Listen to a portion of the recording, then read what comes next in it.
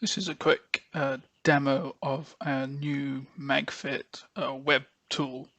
So firstly, what is a MAGFit? So a MAGFit is a calibration for your compass based on a flight log. So rather than standing on the ground doing the compass dance, you go and fly the vehicle round and calibrate the compass that way. And it has the advantage that firstly, you don't have to dance around with potentially a heavy vehicle. And because it is in flight, it's away from any interference source that might be on the ground, and anything, for example, motor current, can be compensated for if it's causing an issue. So MAGFit is generally a great way to either calibrate your compass, and you can also just use it as a double checker to make sure that your compass calibration that you've got already is okay. This is some instructions on our wiki. So refining calibration parameters using a flight log. So this is just a new tool to do what you can already do with MAVExplorer. There's a little demo of how to do it with MAVExplorer. These hints and tips also apply for both methods. So one of the key things you want to make sure if you're going to do a MAGFit is to make sure you've got a good flight for it. So you want to be moving around and have a nice range of yaws. And if you're trying to fit throttle or current for a motor calibration, then you want to have a nice range of either throttles or battery current in the log as well. And generally, the longer the flight is, the better, and the more orientations you can hit in that flight, the better. So roll and pitch as well as yaw and combinations of everything. So first of all, we're going to go to the firmware page, firmware.ardupilot.org, and then we scroll down to the bottom, and there's web tools. So this is the new web tools landing page. There's of course the UAV log viewer. There's the hardware report, filter view we've talked about before. There's the filter tool, which is the one we've had for a long time. There's also PID, which is still a little bit experimental. And today we're going to have a look at MAGFit here. So I'm just going to click that. And then it asks you for your log. So we'll just pick a log. Let's try this one. So this is a little flight. You can see there's some flight data. So if you're familiar with the filter review tool, this is just to give you a little idea of where you are in the flight. So probably we would straight away crop out this bit at the beginning and the bit at the end. So there's no point in including the bit before we've taken off. And there's no point including the bit after we've landed. So we'll just zoom in. You can also twiddle the numbers in the start and end box up here. And once we've done that, we're just going to hit calculate. So that's the start and end. You can change attitude source if you want to. By default, it will use whichever attitude source is set up on the vehicle. So here we're using EK3, IMU2. But if, for example, you had a flight where the compass was very bad and therefore the EKF was upset, you could potentially pick a different attitude source because you know the one that was selected gave bad results in the flight. So this is a little overview of what compasses are. So it's found a drone can compass, a second drone can compass, and then this EK09916 on SPI. So it tells you if we're using the compass, you get a tick if it's used, you get a tick if it's external, and you get a tick if it's healthy. So healthy in this case means, can ArduPilot talk to the sensor? Healthy does not mean that the sensor is giving sensible numbers, just means the sensor is there. So you can see we've got an external compass that we're using, second external compass that we're using, and then an internal compass that we're not using but is healthy. And you'll see there's lots of ticky boxes and some plots. So first of all, the plots. So we've got the field strength in X, in Y, and in Z. So this is the measured body frame magnetic field. And there's quite a lot going on here. So I think I'll just turn off some plots. Let's turn off these ones, much like the filter review tool. There's ticky boxes that you can go and tick. So this is now just for the first compass. So you can see in black we've got an expected magnetic field, so it takes the vehicle's attitude and the vehicle's location and looks up the expected magnetic field in the world magnetic model. So that gives us this black expected line, and then the existing calibration here is in orange, so that's what the vehicle is flying on. And then we've done a calibration here just using offsets, and that's in green. So by this fit, we've gone from the orange up to the green here. And you can see that's the same in X and Y and Z in all 3 axes. The green fits a little bit better than the orange. You see we nicely on the line here. They're all both a bit high to begin with, and then Z again, we're fitting reasonably well there. So you can see the existing calibration, what we've come from, and then what we would get if we leave this offsets selected. Then there's a change in yaw. So this is if we were to go from the old calibration to the new calibration, what heading change would there be? And in this case, we're getting quite a big change, which suggests that the existing compass was perhaps having a bit of a bad time. So you can see 30 degrees change about through the whole flight. It is reasonably consistent, at least. So perhaps something that is fixed with this x-axis here going up there, that's probably caused that change in heading.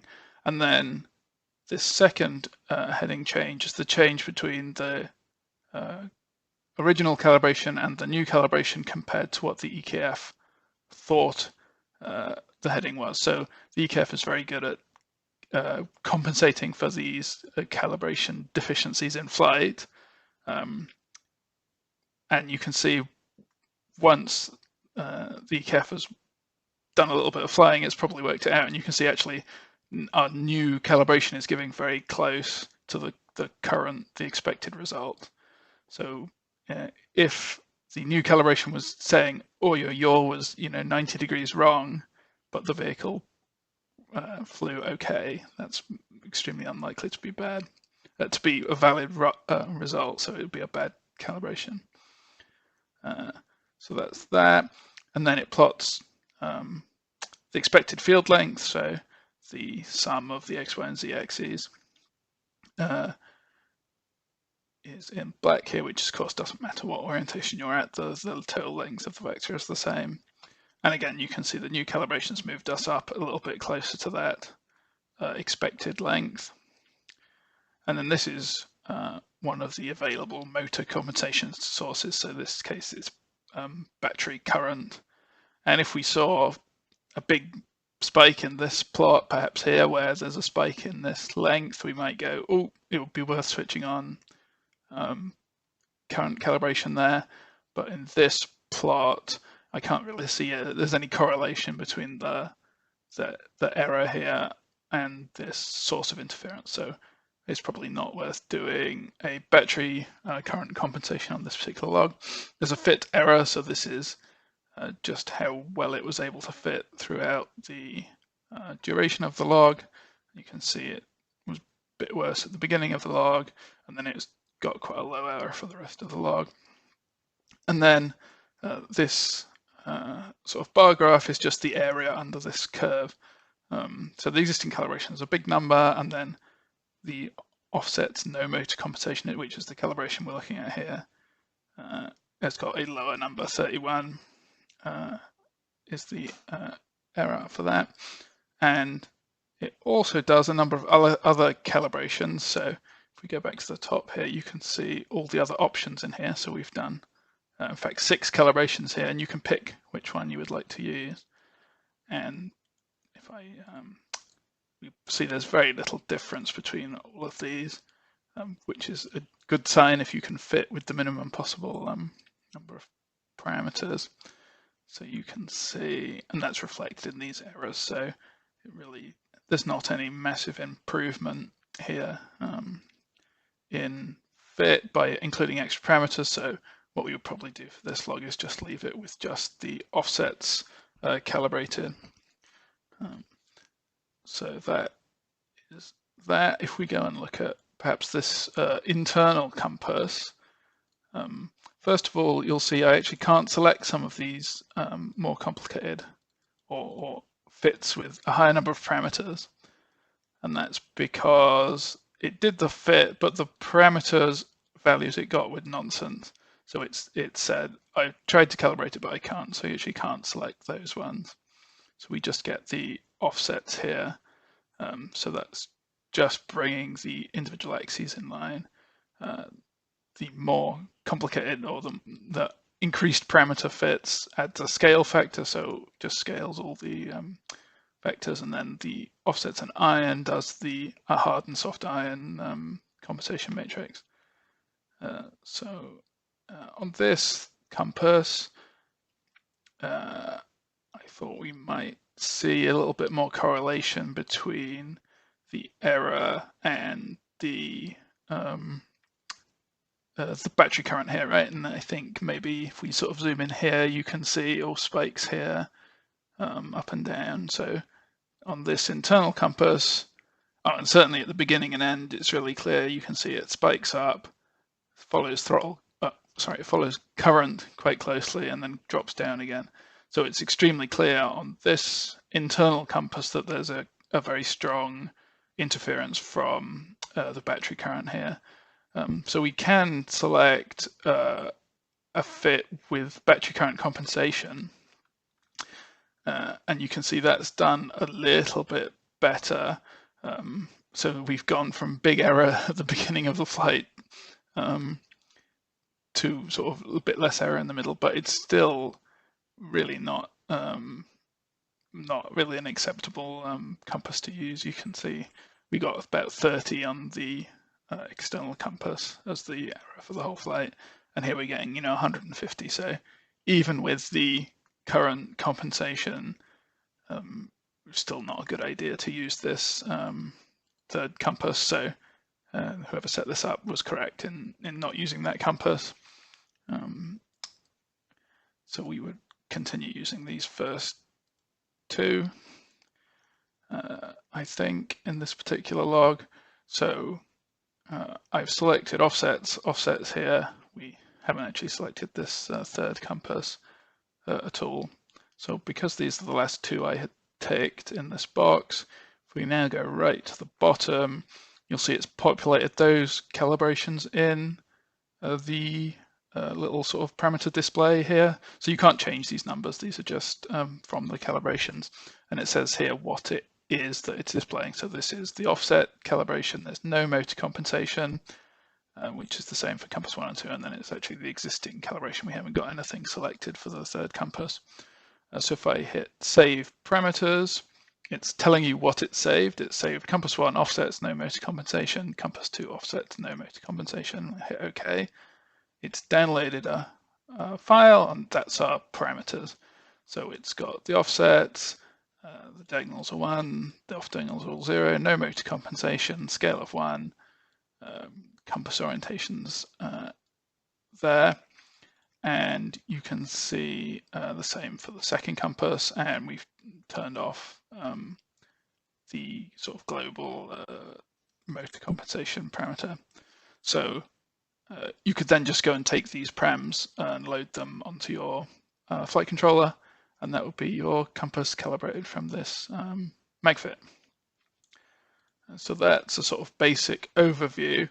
I think the key thing is to not, you don't want to sort of rush into the really complicated motor compensation and scale and iron correction if there's no real benefit. So let's have a look at another log, and we'll have a look at some more of these options here. So let's clear that, and then let's have a look at this long flight here. So it's a bit of a longer log, so it's going to take a little while to load.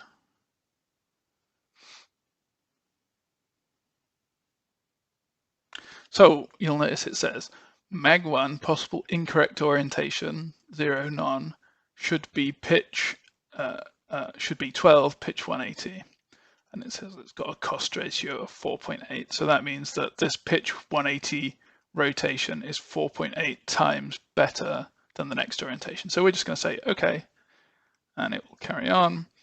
So in this particular log, there was a lot of it was I think it had disarmed logging turned on. So there's a big long chunk at the beginning of the log. So we'll just zoom into the end here, and I'm just going to recalculate. And again, it's warned us the same warning. But now we've excluded that beginning of the log. You'll see this cost has gone up to 40 times. So it's really very sure that this pitch 180 orientation is correct. And we can go and look. I'll just turn off the second and third compass here, just so there's a bit less going on, and we'll turn off the calibration. So it's very clear here that the lines are not even close to matching. They're actually going completely the wrong way. In the x-axis, y looks okay, and then the z-axis is wrong. So it's very clear something's wacky here. So what we can do is this little parameter changes box. So under orientation at the moment is selected check, which is what is selected by default, which means it warns us. And it said pitch 180. So if we select fix 90, which means it will fix to the closest 90-degree orientation. So obviously you've fitted your compass to the vehicle, and you know if it's a multiple of 90, or if it isn't a multiple of 90, you can let it fix to one of the 45-degree rotations. But in this case, we know it was 90 degrees, so we're going to hit fix 90. It's going to run again. And now you'll see, of course, the existing calibration is the same. It's still got the wrong orientation. But if I just turn that off, you can now see, and we'll turn off the other two compasses as well. You can now see by fixing that orientation, it's been able to nicely line up the X, Y, and Z. So it can fix orientations for you. So although having said that, if you are flying the vehicle, this was quite a dodgy flight because it had the incorrect orientation. So if you're not sure, what you can do is fit the compass, but you don't select use. So it won't use the compass which you're not sure of the orientation. And of course, you don't actually have to fly for this this MAGFit, although the built-in compass stance will also correct orientations for you.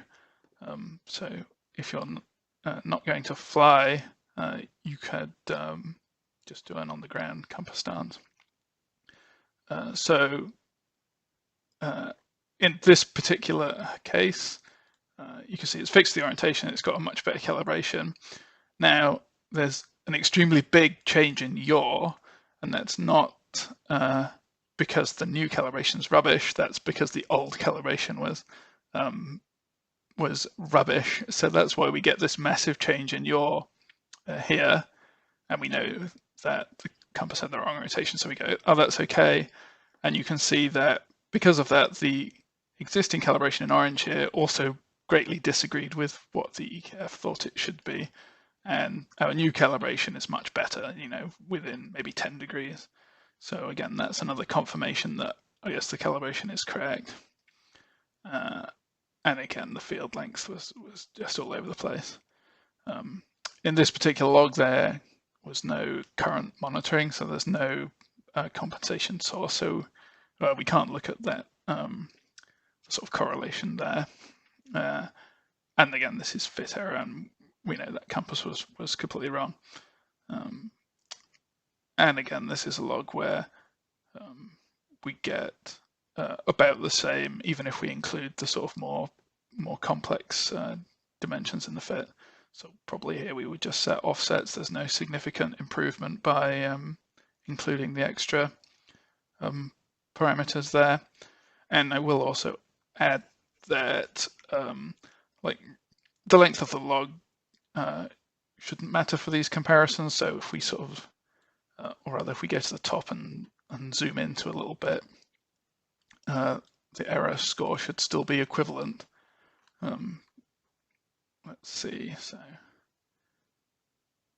it's a bit lower now. I mean, it's a bit hard to say. So it should still be comparable between flights, roughly, because it is normalized by the length of the sample. So that's that. Let's just go back to the beginning of the flight. And if we hit calculate here, you'll notice this coverage bar. So we get a very low score in coverage. So this coverage is trying to give you an indication of how good a flight it was for a MAGFit. So how many of the possible orientations did the flight hit? So if we're just looking at the beginning of the flight where there's no movement, you'll see it gets a very low score. And we get obviously the same score on all compasses in this case. But if we include a bit of the flight where there's actually some flying and we hit calculate again, you'll see that coverage score has gone up. And if we include the rest, we should see it gets a bit bigger again. So this is quite a good coverage. Now it is all possible orientations, and so that includes upside down and things like that. So you're probably on a flight not actually going to get more than maybe 40%.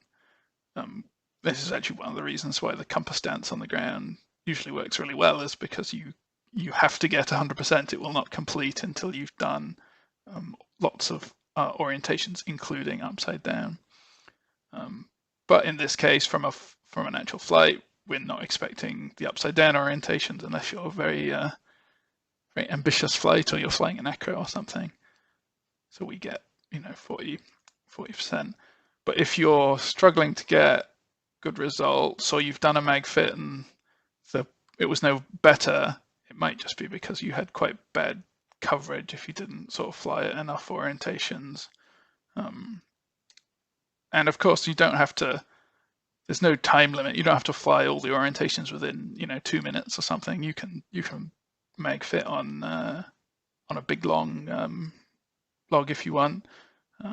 This one's 10 minutes or something. So there's no reason that you have to do it all quickly. It will just take a bit longer to run if it's a longer log. And of course, you don't have to do a dedicated flight if you're if you're having compass issues. You can run it through this tool. You probably wouldn't use the calibration parameters unless you'd done a dedicated flight, but it can also be used to sort of evaluate how the compass was doing. So let's see. So we've covered the orientation fix, check fix 45, and it will warn you with that little pop-up before it does an orientation change. So there's also this use selection here. So if we had a log and it was using a compass and we come to do the fit and go, oh, that compass really is terrible, you can actually override it to don't use. And often it's quite nice to have to calibrate the compass that you're not using, but still don't use it, because then you can still use it as a point of comparison, even if you know it's not a good idea to fly on that compass. And likewise, if you had a compass that was previously set to not use, for example, one you didn't know the orientation of, and you'd set it not use, you could then say, oh, I want to use it now. I've fixed the orientation. I've looked at the calibration. It's good. We can now start using that. And of course, by default, it says no change, which just means the use parameter will not be in the saved param set. So let's again go to the bottom and have a look at what this param set looks like. Again, it's telling us what the calibrations were. And I don't think I haven't got any selected, so it's not letting me save. Whoops. Let's turn off that. Is that going to let me save? No. Still a little bit of a work in progress, this tool, I'm afraid. We didn't hit calculate, that's why. So because I had changed the time window here, you see I need to come up and hit recalculate. So let's go back to that. And that's set to use, and then we'll be able to save now. Save params. So it warns you again that it's changed that orientation. And then it tells you again what it's saved. So we've saved our three calibrations for our 3 compasses, no motor compensation, and again it's downloaded a parameter file. And now you'll find, because we had selected yes, we want to use that first compass, it's got the compass use parameter in here for the first one, but you'll see there's no compass use parameter in here for the other 2 compasses. So that's that. Let's have another look. This is another one with a incorrect orientation, I think. Again, 40%, 40 times, so it's quite sure about the orientation. The axes get a bit confused sometimes. In this case, it's a vehicle with just 2 compasses. We've got one external, one internal, and again, you can quite clearly see that first compass is incorrect orientation. It's going the wrong way, so we'll go fix 90, and now you can see it's been able to fix that for us.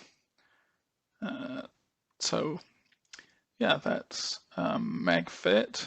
Hopefully you get just as good results as you can currently get with the Map Explorer tool, but it should be a little bit easier to run. And it also, because it can do all these calibrations in one go, you can easily compare the different calibrations by if you want to include those extra parameters or not, and especially for the current compensation. Unfortunately, I don't have any example logs where they really need a lot of current compensation. So yeah, that's the new MAGFit tool. Again, it's only been live for a few days, so there could still be a few issues to work out as ever. If you do find a bug, there's a little GitHub button up here. Hit the GitHub button, navigate over to issues, and create an issue, and tell us what went wrong, and upload the log. And of course, we've got the new WebTools landing page, so go and have a play with some of the other web tools. Thank you.